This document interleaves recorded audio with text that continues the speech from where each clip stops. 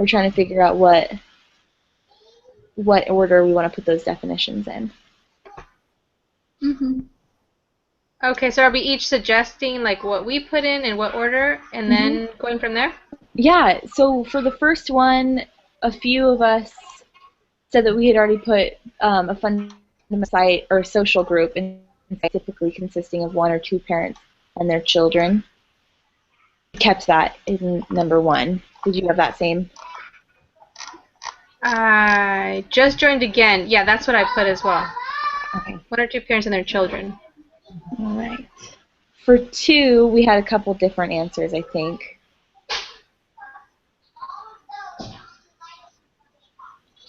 I put 2 or more people who share goals and values, have long-term commitments to one another, reside in the same dwelling place. And I think Talia had a group of persons sharing common ancestry. Yes.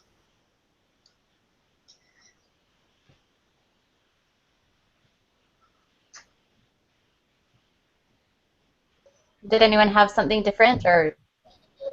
Sorry, my phone rang and it cut me off. I just put the 2 or more people who shared values, long-term commitments to one another. Mm-hmm. That's what I had too. And then I had the same as Talia for number 3. That's what I put for groups common in. Yeah, me too. Really cousin. I'm not sure what that means. What was number 3? What did you guys say? I just put a group of persons sharing common ancestry. Oh, I did the same thing. I figure it's that much closer than some of the other ones we're talking about, sharing one roof or come and stop. Yeah. What is that? And then group of like things. I thought that has to be number 7. Yeah, definitely. Yeah. We talked a little bit about how these definitions are kind of confusing. They're all kind of vague, as opposed to the definition in the proclamation to the world. It's very clear about what a family is and what the purpose of a family is. So yeah. I think that was confusing on purpose. Which kind of represents the world that we live in. It is confusing to most people. Yeah. So what about number 4? I had all the members of a house under one roof. I put lineage, especially distinguished lineage. I figured that probably meant kind of like ancestry, like if you're coming through like the same last name kind of a thing. Yeah. Yeah. That makes sense. I put the same as Karen. I kind of feel like I can see why like the all members of a household, because that could kind of, let's say an LDS person would assume that all members of a household would mean mom, dad, kids. But I think that's one of those definitions that is like, okay, well, even if it's 2 of people of the same sex, we're all members in the same household and under one roof. I kind of feel like maybe that's where they're headed in that definition. Yeah, that makes sense. I agree. I cut out for a second here, but I agree. I had the same one as that. All members under the same roof. Household under one roof. So just to make sure that I'm on the same guys, because I'm writing them down. For 1, we had a fundamental society, or social group, sorry. For 2, did we decide on people who share goals and values? Yes. Yeah. Yes. Okay. And then for 3, we had a group of persons sharing common ancestry. And then for 4, lineage, especially lineage. And that's for.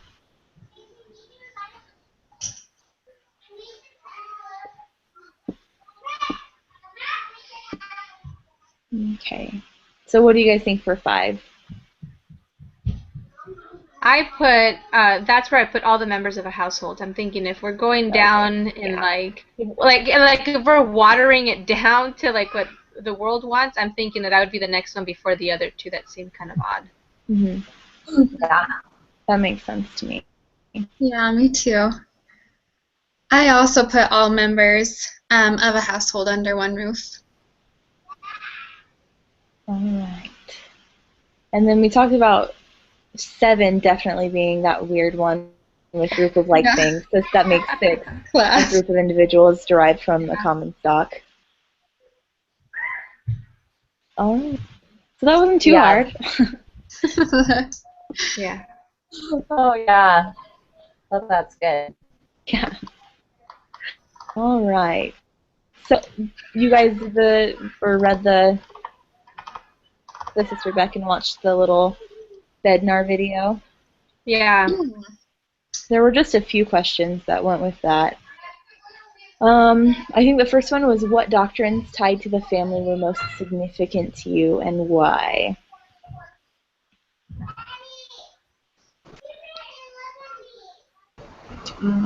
What I had for that one was I really liked how she broke it down, said how family's based on the creation of the fall and the plummet. I thought that was really bold and simple. That's something that stood out to me for the family.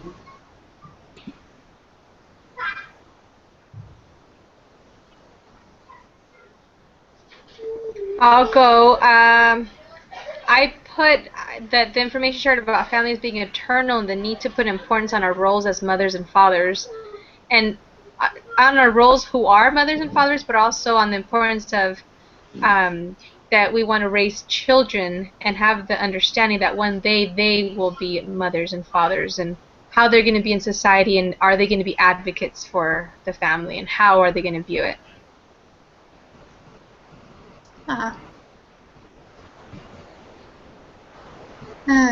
I just put the doctrine of multiplying and replenishing the earth. I remember reading in Sister Beck's article, and I should have wrote it down in my notes, but she said something to the effect that youth and children are not recognizing the importance of forming eternal families, and they're putting going to school or success in a career before getting married and having children. So I thought multiplying and replenishing the earth was just stood out to me in that way. Guys, I was disconnected. What question are we answering? Oh, sorry. We're to the questions about the reading and the video. The first one is, what doctrines tied to the family were the most significant to you and why? Oh, right.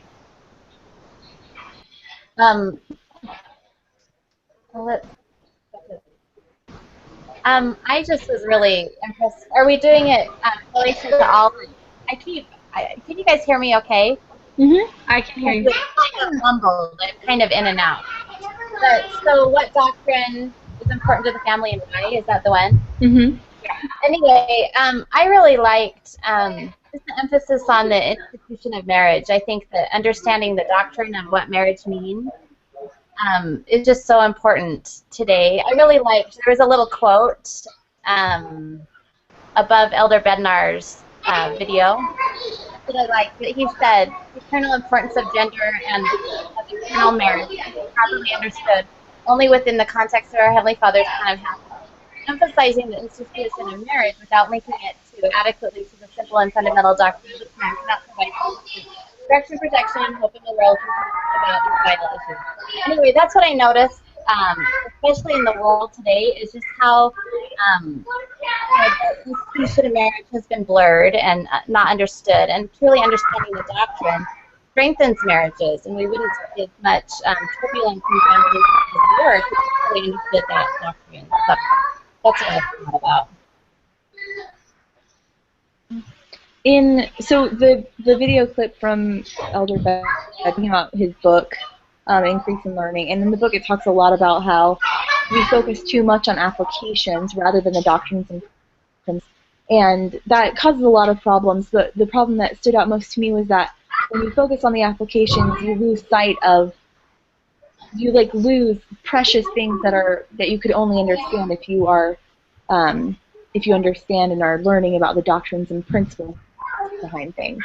And that's really applicable to anything, but marriage especially. If you're doing application, you miss out on the point of it, and that's what's really important. Yeah, I love that. Good point. Well, and I think like Right. if we just want to like expand on that one, when you think of maybe some people think of marriage as, well, I want to find someone to love and who can make me happy. But if you think of how that can really be magnified in the sense of like this will be your eternal companion when you will build an eternal family, like you said, going back to the doctrine is, I think a different perspective would come of that. I think I'm kind of jumping to another question, but I think it's like really, if people go into marriage understanding what they can bring in, what they will get out, and what's the purpose of that union, instead of just, Mhm. I love this person and I'm attracted to this person and we'll be happy. But like really dig deeper, I think it would bring that much more knowledge and profound appreciation for their partner. I Definitely. agree, Karen. It's true. The doctrine brings the depth to what marriage really means. And without that depth and understanding, commitment is not as strong. We do see a lot of divorce. And even, sadly, it's on an increase within, the church and things like that. And so, yeah, it just gives more depth to understand the doctrine. Marriage roots are much deeper. Mhm. And if you don't understand that, like thinking if the marriage in my mind was to be happy now, to have a nice family now, and to be happy and love each other now, then if things stopped being exactly what I thought they should be, then what would be the point in sticking with it? But when you Right. understand that it is eternal, then there's more motivation to try harder and be better. Yeah. So that's kind of the last question, which I don't see why we can't one. What doctrine or rule, if understood, would motivate a Latter-day Saint to advocate for the family?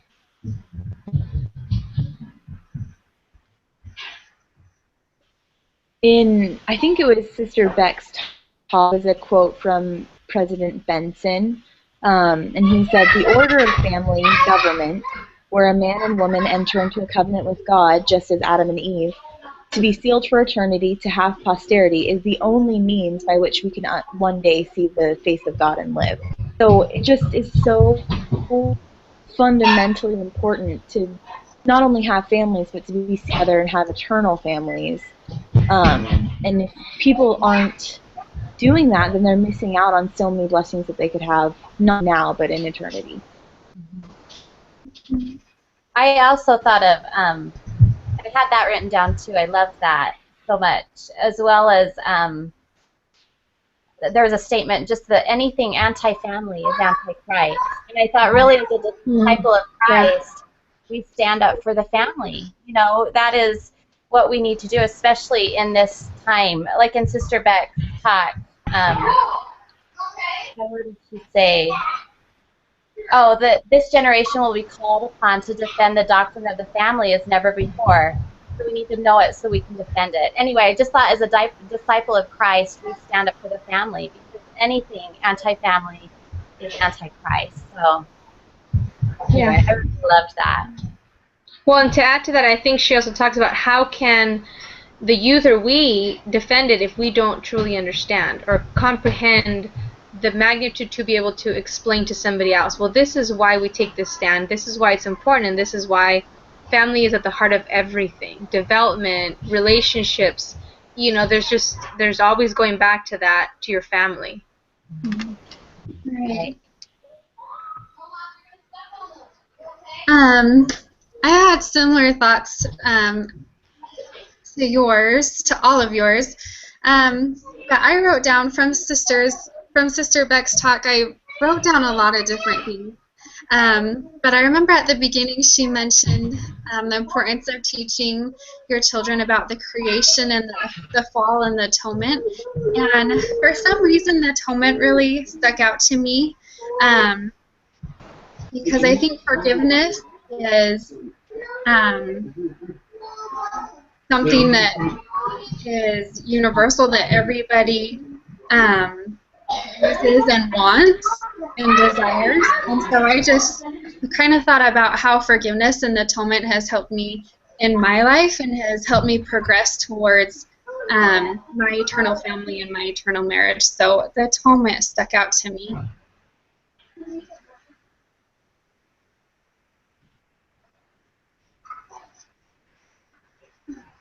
I'm glad you brought that up because I think sometimes it's easy to separate the two and just think of, oh, let's just talk about marriage, let's talk about that, but it's important to kind of see how it is involved in everything that we are as members. It has to do with it. We need to learn more, understand it better, and teach it. Yeah. Yep. And the family points toward the atonement. Like Sister Beck also said, without the family, still through the power of the atonement, there is no plan, there is no reason for eternal life. There really is no point. So Yeah. it's true, atonement is central to the eternal plan for the family. Mm-hmm. Ah. Let's see. Why do you think it's important that we study the death family at the beginning of the semester as opposed to the end of the semester? I thought this question was weird because I did too. I feel like we're going to be studying the family throughout the whole semester, and we're not. But I mean, I guess we're just getting a really strong foundation in what the family is and why it's important at the beginning of what I thought. I don't know. I just assumed that we would be open, our understanding would be exposed to a lot of what the world views as what is a family. And so I thought really just being grounded, like kind of out of foundation, like you said. Mm-hmm. And with that foundation, then we analyze and kind of compare contrast truth against what the world's views are, I guess. Mm-hmm. I don't know. Yeah. Well, I think also it could help, like, if there's any confusion or to dispel anything, like, oh, well, this is what I thought coming into it. And you're like, oh, like when you meet with people, you start learning, you're like, I didn't really think of it that way, or this is great. Like you said, start a foundation and then from there build on it and kind of have more of an ability to have an open conversation. I agree with you. Sorry, I'm just listening and agreeing with all of you guys. But something that Beck said that really stood out to me for this question is that if we don't know it, we can't defend it. So just like what you guys said, like coming in, we kind of, like you were saying in the beginning, was like all kind of confusing, all of us, what the definitions were and all the rest. But Sister Beck said that it all goes back to the basics of temple, the priesthood, atonement, all of that. And so I think for us to talk about it right now in the beginning of the semester helps us to kind of know where we all stand and what we personally think about it. And then, like you were saying, then we can deepen our knowledge from the.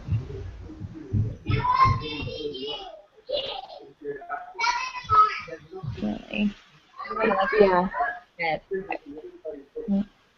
I think we're going to learn about some weird stuff in this class. This is family, I don't know. I read the book that we were supposed to read for class, and it was jarring just to get more information on what is really what we're up against, I guess. Right. Yeah. Yep. So the last question is, how well do you think that the average young adult understands the Doc family? I thought it was interesting.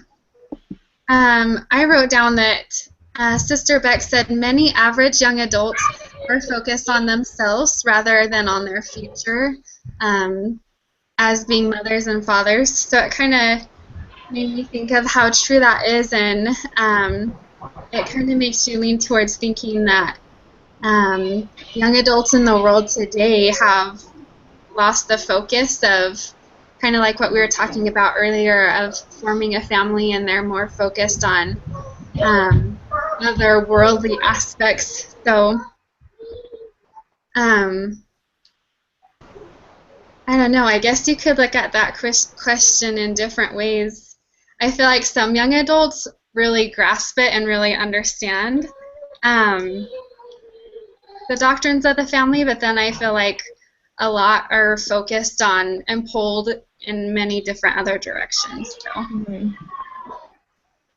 I agree with you. I thought the same thing. In fact, it was humbling to me just reading this information, looking through and thinking about the information we learned this week. I find myself, I'm a mother of 4 girls, and I thought, my goodness, society has really influenced my views I would say my biggest push, I want my girls married in the temple. We talk about that. But I also really push education first, mission first, and I thought, I am somewhat contributing to the world's views. Like, make sure you're prepared financially and you've got your education and then you can have children. And anyway, as I thought about this, I thought, yeah, it's a common theme even among my friends. We want our kids educated. And I'm minimizing the importance of, marriage and family and following, not putting those things off to really go after the world's, pursuit. So anyway, it was kind of humbling to me because I thought I am being impacted by society. This is a different generation, and my mom was very focused on, you graduate from high school, you go to college, you get married sometime right in there in the first 1 or 2 years. Yeah. I see it differently. I see it differently, and I caught myself and thought I really need to switch my thinking and my teaching in my home. So anyway. I think that well, one of the things that I put, I'll read what I put down and then kind of add to yours because I'm in the same boat, just kind of feeling torn about that. I think these days the emphasis on having as much fun as possible before settling down, and then the fun ends. I think there's a lot of confusion about what fun is, what love is, what marriage brings or takes away. I think there's a lot of thought that if once you get married, like, you're done. Like, you need to do that, but you're going to be done, and there's no more fun. And once kids come, oh, forget it. It's even worse. But it's almost like a responsibility. I know we have to have them, but so, and I have had friends that have made the comment, like, we need to really enjoy ourselves and then have kids. I'm like, you don't understand. Like, it is very stressful. It really is. But it's like the amazing feeling it is to be a parent. You can't compare it to any other fun that I had before marriage. Like, there's just nothing I can compare it to. And I think with that, I have five kids, and 3 of them are girls, and I do have that feeling of I want them to be educated. I would love for them to serve a mission, but the more that I'm learning in this field, that I'm thinking, yeah, we need to go back to basics. And yes, they need to be educated. Just like I'm a mother and have 5 kids, I'm still becoming, getting the ability to be educated as you pursue different avenues. It doesn't have to be a college degree, but to pursue your desire to learn and enhance and teach. I think that's a big thing. And just to keep that perspective, it's so important to be married when you can, as soon as you can, so that you go through these milestones with your husband. Like, if you're married when you first start college together and you're struggling, and like, you build a different bond than you might build later on, if that makes sense. Definitely. That's Yeah. I'm pregnant, and Yay! Congratulations! Yay. I was just thinking about how, like, I expected it to be kind of weird to tell friends from, like, back home who aren't members of the church. I expected that you're pregnant, like, married for 2, like, I don't know, just like that. I expected that, but I didn't expect it so much from people here in Rexburg who are LDS and married themselves, and just, like, the negativity of, like, of what you were saying, just of, like, you're not going to be able to have fun anymore. Like, it's going to be hard, and I don't know, like, just the idea that it was a mistake, that, like, we're doing the wrong thing. It's confusing. It's really disheartening because, yeah, it is going to be hard, but it's what's important. It's the next step. And, I mean, obviously it's for everyone, but just people don't really understand the doctrine of the family as well. Not everyone, but it's just, I don't know. I was surprised. Well, and I think that's why you go back to that question of why do you think it's important to study, which might seem common, like well, because we need to, like, it's important. I think because there still are some people that just don't, like, they're members of the church and just, but haven't grasped, like, truly into some of the basics, and that's why we have these lessons over and over in church. We should be nice. We should, understand why we need to be married eternally in the temple. And so I think it's sad, but that's our point, I think, in these conversations is what kind of an advocate are you going to be? How are you going to help empower anybody around you to know and understand about the family? Yeah. That's a good point. It is. And being an advocate inside and outside of the church, just because we're members of the church doesn't mean we're not being impacted by the negative forces. So it is exciting. I love learning about the family. It has blessed my life so much in just the couple of semesters because I'm focused on it and I do notice things, and our views are being changed a little bit. So just to speak up and be share testimony of what family is But I do have to say that kids are awesome. They make life so full of joy. They're not, I don't know. I just think, oh, I'd never go back. Yeah, I would I'm do excited. Yeah. kids anytime. So yeah, that's fun. Exciting.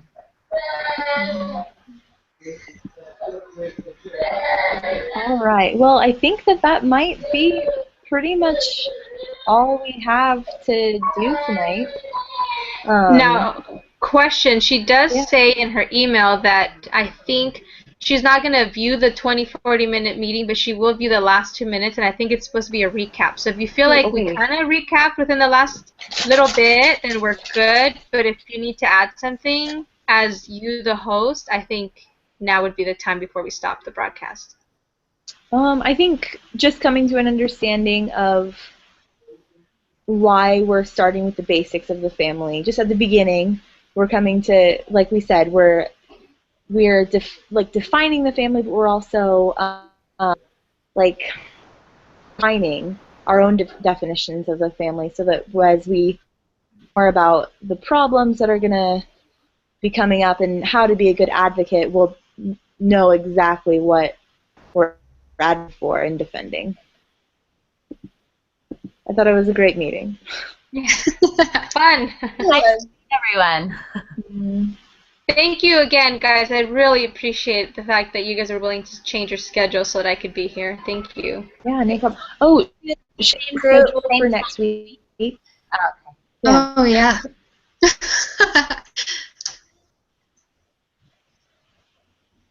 Wait, what did you say? Do we want to plan what time we're going to meet next week? Oh, okay. This works pretty well, but Keisha is not here. She was here for a minute in the other one, but I'm not sure where she ended up.